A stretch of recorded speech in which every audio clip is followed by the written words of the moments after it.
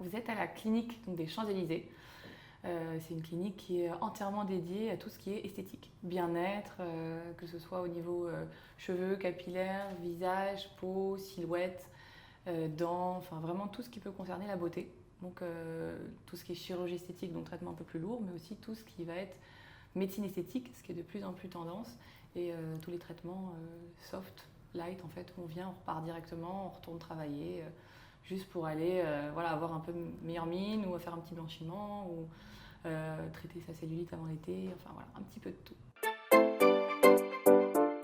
Nous, on est vraiment une clinique, donc on a toute la partie chirurgie esthétique.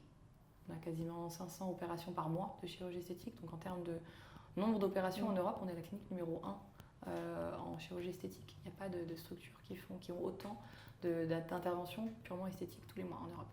Donc déjà, il y a ce cadre-là et on a le même cahier des charges que n'importe quel gros hôpital où ils vont avoir tous les services hospitaliers. Donc, en termes de contraintes, c'est rassurant pour un patient, mais à la différence qu'ils ne sont pas malades.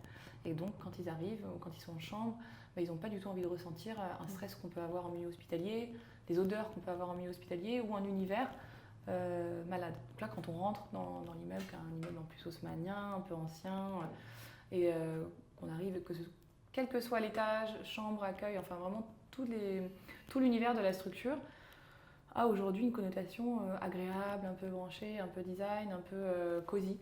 Parce que c'est ça aussi qui plaît, on essaye de rendre un peu chaleureux chaque univers. Les patientes viennent de plus en plus jeunes pour faire quoi? Pas pour faire, pas forcément pour se faire des piqûres toute la journée, c'est pas du tout ça, mais pour traiter des choses qu'on ne pouvait pas forcément traiter avant avec de la médecine et qui leur changent la vie. Tout ce qui est acné, cicatrices d'acné, on a des patientes et des patients qui jusqu'à présent avaient que des traitements des traitements assez forts en dermatologie pour traiter ces problèmes d'acné, qui ne sont pas forcément efficaces et qui demandent pas mal de contraintes de leur côté. Aujourd'hui, en médecine esthétique, on a des traitements qui sont impressionnants pour traiter tout ce qui va être cicatrices, problèmes d'acné. Et c'est vrai que ça fait partie des problèmes qui sont assez majeurs chez les jeunes à partir de entre 18 et 25 ans.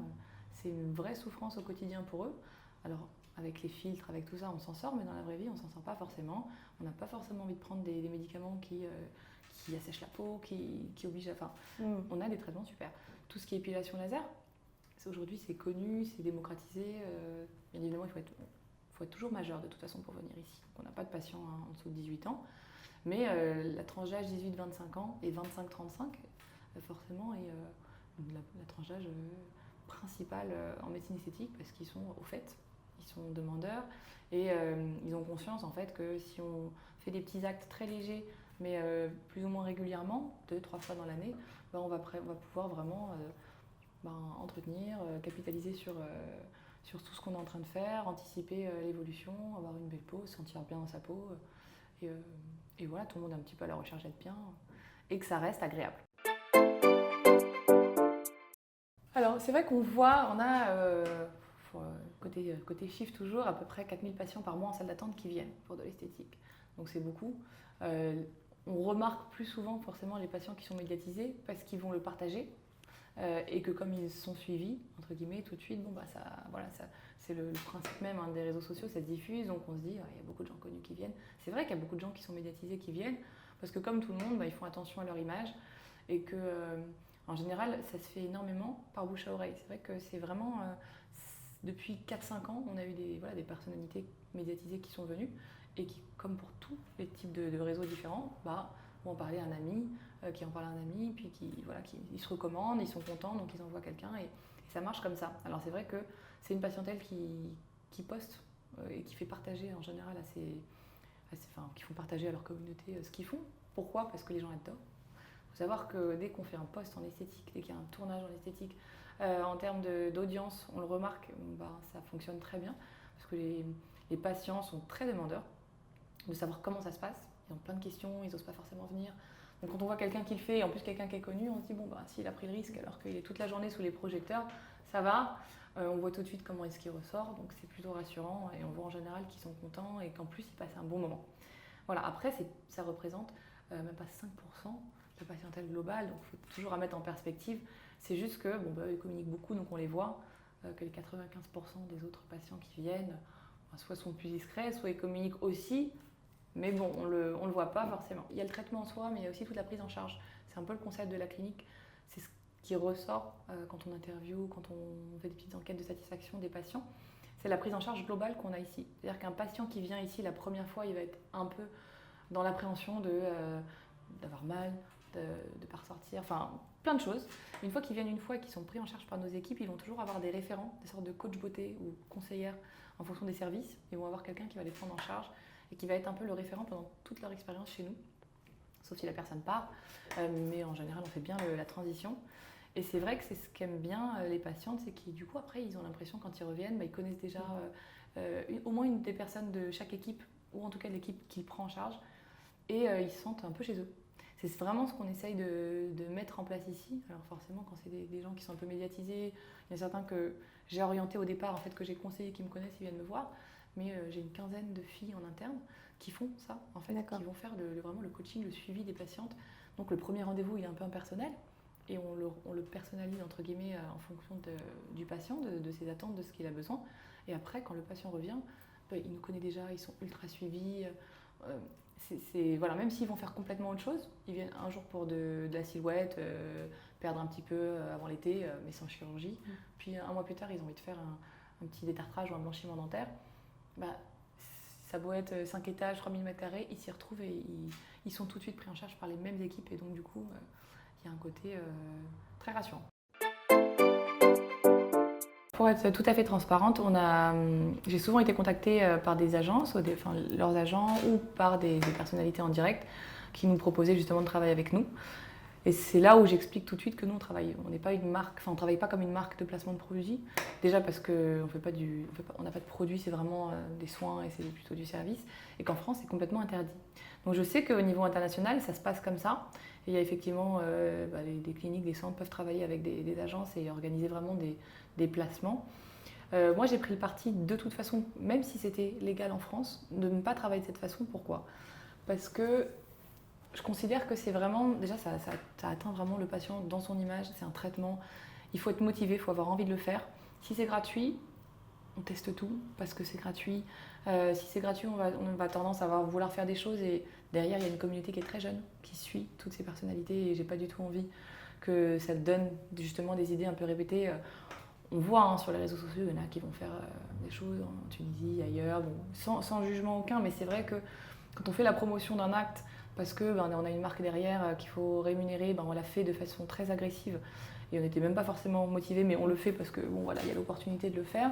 Derrière, il y a quand même une patientèle assez jeune et qui va du coup avoir en tête que c'est top, qu'il faut aller le faire.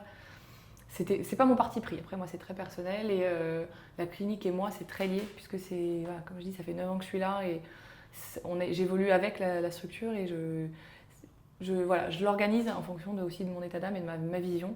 C'est vrai que pour des soins en médecine esthétique, alors un petit soin visage, comme on a pu faire ce matin, hydrafacial, c'est pas bien méchant.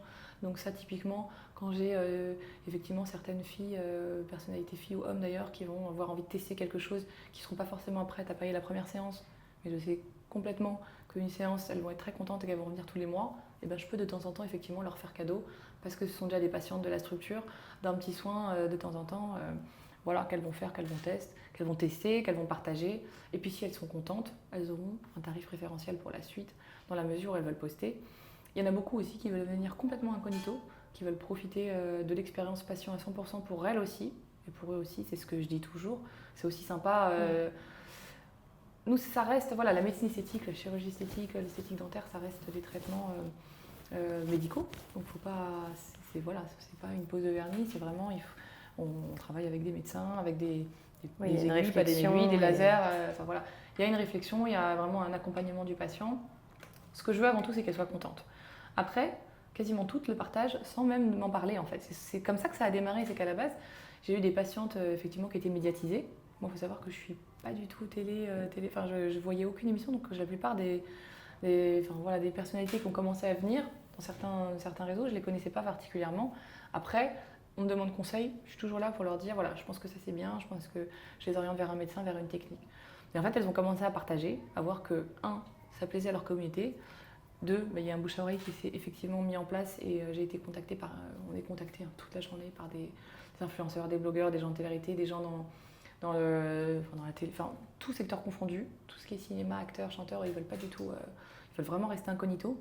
Tout ce qui est personnalité, télé-réalité, blogueuse, youtubeuse, santé, beauté, elles au contraire c'est leur métier. Donc elles ont envie de tester et de partager. Après voilà, il y a une sorte de grille tarifaire en fonction de ce qu'elles ont envie déjà de partager, ce qu'elles ont vraiment envie de poster ou de mettre une petite photo de temps en temps, et en fonction effectivement du nombre de followers qu'elles vont avoir.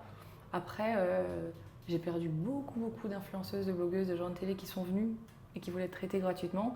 Et comme nous on ne traite pas gratuitement, qui sont partis ailleurs. Après, moi je veux avant tout qu'elles soient contentes en tant que patientes. Et du coup, effectivement, il y a une partie qui est monétaire. Elles ont bien sûr des réductions, mais aussi parce qu'elles sont très fidèles. Et donc, comme tous nos patients, en fait, on a des patients qui font et leurs dents, qui font de l'épilation laser, qui ont des petites cicatrices d'acné, qui ont un peu de cellulite. Forcément, plus on fait de choses, plus on met en place des sortes de tarifs préférentiels aussi en fonction de la fidélisation de nos patients. Donc, elles en bénéficient aussi. Les deux personnalités les plus suivies qu'on ait eues sont Nabila et Jessica Thivenin, qui sont deux filles qui ont dépassé les 3 millions de followers. Donc en France, je crois qu'elles sont dans le top 3 des personnalités influenceuses un peu françaises. Donc si on regarde en nombre de followers françaises, on va dire que ça va être Nabila et Jessica. Après, je vous dis, moi je suis... pour moi, c'est un mot large. Après, on a effectivement des personnalités dans le foot, on a tous réseaux confondus. Voilà, dans tous les secteurs, on a des patients qui viennent, mais qui préfèrent rester complètement discrets pour vraiment bénéficier de l'expérience patient comme n'importe quel patient. Les candidats télé sont des bons patients, on reste patients, il n'y a pas de clients, mais sont des bons patients, oui, ils sont très, forcément, ils sont susceptibles de se regarder 100 fois par jour, c'est leur outil de travail. C'est un nouveau mode de communication. On aime, on n'aime pas, c'est l'avenir de la communication, c'est comme ça. Et aujourd'hui, plutôt que de lire des fois des articles dans des magazines ou autres, les gens suivent certains influenceurs qu'ils admirent ou pas, ou juste qu'ils trouvent sympa. Et forcément, pour que ça vive, les les influenceurs sont obligés de se poster toute la journée. Donc oui, ils se regardent dès le matin quand ils se réveillent, jusqu'à ce qu'ils se couchent, même s'ils ne sont pas dormis de la nuit, même s'ils ne sont pas coiffés. Donc ils vont remarquer peut-être plus de détails qu'il y a 10 ans quand on n'avait pas tout ça. Voilà. Donc ils sont bons patients, mais pas que en fait. C'est globalement la nouvelle génération, c'est tout le monde en fait qui va être aujourd'hui assez fidèle. Il faut savoir aussi qu'on a une nouveauté par semaine. Donc nous, en tant que, ça fait partie aussi du concept de la clinique, c'est d'avoir tout ce qui sort et qui est bien en premier. On le propose aux patients une fois qu'on a vraiment fait des phases de test. Nous, en interne, on a 3 à 6 mois de protocole avant de le proposer aux patients. Mais disons que ça arrive toujours ici avant d'aller dans d'autres endroits. Pourquoi ? Parce qu'on est une grosse structure, on peut se permettre d'acheter des nouvelles machines tout le temps. Et donc de toujours proposer ce qui vient de sortir et ce qui est le plus efficace. Ce qui marche le mieux, c'est de combiner des protocoles. Donc forcément, si on veut que ça marche bien, il ne faut pas venir une fois tous les 6 mois et faire énormément de choses. Il faut venir assez régulièrement et faire des petites choses qui sont légères, qui du coup n'abîment pas, qui ne transforment pas le visage, mais qui vont permettre d'entretenir, d'avoir toujours bonne mine, d'avoir une peau harmonieuse, de ne pas avoir de pores dilatés, pas avoir de petites taches, d'imperfections. Donc oui, ce sont des bons patients puisqu'ils vivent aussi de leur image, donc ils ont besoin de ça en fait. Globalement, l'amincissement, c'est très cyclique. Donc ça, on va avoir 6 mois d'année où vraiment il faut limite tripler le nombre de machines parce que tout le monde peut se préparer avant l'été, ce qu'on ne retrouve pas forcément dans d'autres pays où on est en maillot toute l'année. Bien sûr. Mais ici, c'est le cas. Après, tout le reste, tout ce qui va être traitement de la peau, bonne mine, tout ce qui va être les dents, le sourire, ce qui marche de plus en plus aussi, c'est pas avoir un sourire parfait. Tout ce qui va être chirurgie esthétique, etc. Ça, c'est vraiment... il y a une croissance de chaque année, mais il y a beaucoup moins de cyclicité. D'accord. Après, le top 3 des traitements, il évolue tout le temps. Il y a tout le temps des nouvelles machines. Donc en ce moment, pour la peau, c'est hydrafacial, mais peut-être que dans 6 mois, 1 an, il y aura autre chose. Mais tout ce qui est mésothérapie, hydrafacial, tout ce qui va être un peu traitement léger pour avoir une belle peau, c'est vrai que ça fait partie des demandes, on va dire, qui explosent le plus ces 12 derniers mois. En chirurgie esthétique, il y a au niveau mondial, on a les mêmes statistiques, c'est la liposuction et les seins. La liposuction, c'est quasiment 50% des interventions, donc c'est vraiment loin devant tout le reste. L'intervention numéro 1, il faut dire que c'est super efficace et que quand l'indication est bien posée, c'est la seule vraiment méthode sur laquelle le patient va avoir une nouvelle silhouette, une nouvelle vie. Et la poitrine, c'est pareil, on peut tout faire en médecine esthétique, on ne peut rien faire au niveau de la poitrine sans passer par de la chirurgie. Donc c'est pour ça aussi que c'est intervention numéro 2. Après en 3, on a la rhinoplastie, le nez, et en 4, tout ce qui est paupières, lifting, et puis après il y a plein d'autres interventions. Mais loin devant les seins et la lipo. Bon, franchement, on a eu pas mal de demandes très, très drôles, hein. Je ne vais pas mentir, c'est vrai, on a vraiment des patients qui viennent avec des photos qui ne se rendent pas compte du fait que c'est complètement irréaliste de venir et de se dire voilà, je veux ressembler, on ne peut pas ressembler à quelqu'un. Il faut rester soi-même et on peut embellir, on peut améliorer, effectivement, on peut gommer des défauts, mais on ne peut pas changer et se transformer. Donc ça, on a eu des cas particuliers. Après, sincèrement, c'est quand même bien plus rare que ce qu'on pense. C'est-à-dire que les gens sont quand même, ils ont quand même conscience, ils sont hyper renseignés quand ils viennent. C'est impressionnant d'ailleurs, ils ont tout lu, ils ont vu des vidéos, ils ont été sur les réseaux, ils savent, ils posent des questions hyper techniques, des fois ils savent quand même à quoi s'attendre. Après, je vous dis, tout ce qui est dans le cadre de la relation patient-chirurgien, ça reste ultra confidentiel et là-dessus, on peut jamais, on peut pas dévoiler ce type d'infos, même si personne ne se reconnaîtra, même si, voilà. Mais oui, il y a des petites anecdotes sympas. J'ai pas un patient préféré, j'ai beaucoup de patients avec qui je tisse des liens. Il y a des amis qui viennent ici en tant que patients et j'ai des patientes qui sont devenues amies. Donc c'est vraiment des relations différentes qui se lient en fait dans le cadre du boulot parce que dès que je rencontre des patients qu'on m'a envoyés ou avec qui je lie un amitié entre, voilà, je suis très 20% de mon temps, j'essaye d'être vraiment avec en situation, donc dans des blocs, dans la chambre, enfin passer voir les patients, avoir le feedback pour vraiment être au contact direct. Et il y en a certains avec qui je lie des super amitiés. Je ne vais pas avoir un patient préféré. Après, j'ai tous mes meilleurs amis qui viennent, donc c'est sympa aussi. C'est vrai que c'est agréable. Il y a des gens que je n'ai pas vus depuis 10 ans qui viennent du coup parce que on est dans la tranche d'âge où ça démarre, donc c'est aussi sympa. Voilà, il y a beaucoup de relationnel dans le secteur puisque les patients viennent, ils ne sont pas malades et donc forcément ils sont bien portants, ils sont contents de venir et ils sont contents aussi qu'on s'intéresse à eux et c'est réciproque. Après, j'ai pas un patient préféré. Et en plus, avec toutes les célébrités, tu sais tous les dessous, quoi. Ah oui, moi qui suis pour le coup pas du tout in en plus dans le... C'est marrant parce que moi, je les connais que version clinique. Donc je n'ai jamais vu, c'est vraiment pas une blague, j'ai jamais vu une émission de télé-réalité, même Marseillais et compagnie. Alors des fois, ça passe sur les réseaux sociaux, il y a un partage, ça me fait rigoler parce que je les vois vraiment dans le cadre du travail. Mais il faut que je me mette, mais je suis pas télé de base. C'est pas parce que ça n'a pas mauvaise connotation pour moi, c'est pas du tout ça. C'est que je regarde pas du tout la télé. Je suis Netflix 100%, mais je suis pas télé. Donc du coup, j'ai pas pris l'habitude de zapper, je zappe jamais. Donc je tombe pas sur les émissions. Donc c'est marrant parce que je les vois vraiment dans un autre cadre. Quand ils arrivent, on se présente, j'apprends à les connaître et la plupart sont vraiment des gens géniaux, adorables. Et il y en a certains avec qui je tisse vraiment de bons rapports. Parce que ce sont des gens vraiment sympas, qui sont en général bons vivants. Et c'est agréable. Il y a tout en esthétique et il y a de plus en plus de nouveautés pour traiter, ne serait-ce que par exemple quelque chose qui n'est pas connu, qui s'appelle Miradrag, qui est un traitement qui explose aux États-Unis. Mais ici, pareil, on ne peut pas faire de pub, donc c'est pas connu, qui permet de traiter la transpiration en 1 heure. C'est un laser qui supprime définitivement les odeurs, les auréoles, en 1 heure. Donc aux États-Unis, tous les mannequins le font par exemple parce qu'il fait chaud, parce qu'elles veulent mettre des petits tissus sans avoir peur de toutes les couleurs, sans avoir peur d'avoir une marque. Donc c'est faisable. Et aussi pour éviter de devoir mettre des déodorants, parce qu'il y a pas mal de campagnes contre les déodorants, aluminium, etc. Enfin, c'est un autre débat, mais typiquement, ça fait 3 ans donc on le fait, ça marche hyper bien, 95% de satisfaction dans le mois. Donc chaque patient qui vient en amène un autre, entre guillemets. C'est pas connu. Bon voilà, c'est une demande un peu atypique aujourd'hui, les gens ne savaient pas forcément, on peut traiter la transpiration, oui, ça fait partie de ce qu'on peut traiter. Après, si on veut parler de ce qui se développe et ce qui va être très tendance dans les 5 prochaines années et qui peut être un petit peu provocateur, c'est tout ce qui est intime chez la femme.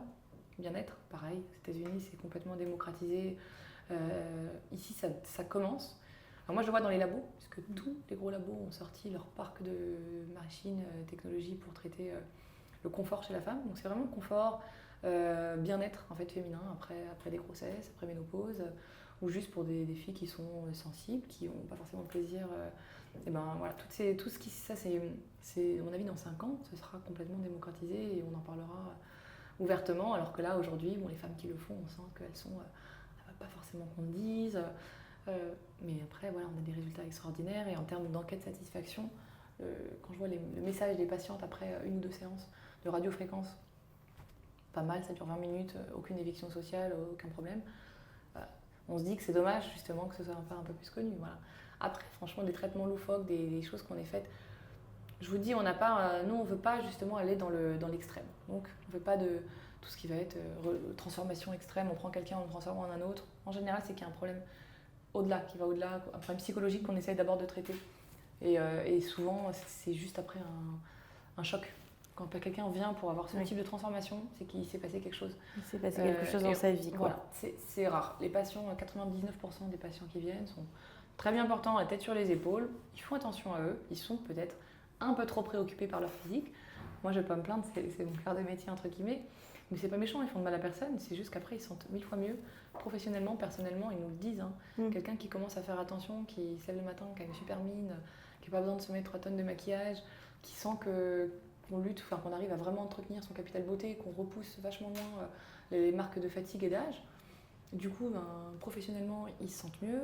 Dans leur relation avec leur couple, ou pour ceux qui ne sont pas en couple, ils se sentent aussi beaucoup mieux dans leur...